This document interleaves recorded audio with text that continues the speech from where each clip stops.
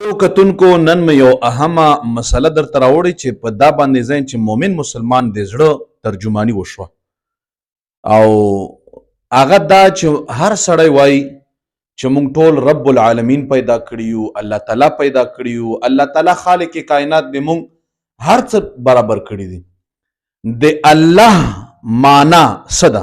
که څوک درنه تپوس وکړي چې د الله د دغه لفظ معنا څه ده، نو د الله د دغه لفظ معنا یو خدا ګوره د الله دا د الله تعالی د ذات نامه ده. نورې صفتي نومونه شته، عزیز دی، غفار دی، رحمان دی، رحیم دی، کریم دی، ودود دی، شکور دی، غفور دی، خو دا د ذاتی نامه ده.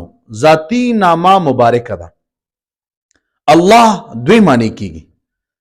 یو معنی دا ده چې الله هغه ذات ته وایي چې د هغه عبادت په حقیقت کې د هغه په حق عبادت کیږي، هغه ته الله ویلی شي. دویم رونو الله معنا دا، لفظ الله معنا دا هغه ذات چې تمام مخلوق ورته حیران پاتې دی، هغه ته الله وایي. رونو څومره ښایسته معنی او ځین چې ډیرو خلکو ته به د دې پته نه وي. نو راځئ چې ځان هم په پوی کو او ملګری هم په پوی کو. او د محمد صلی الله علیه وسلم څه معنا ده؟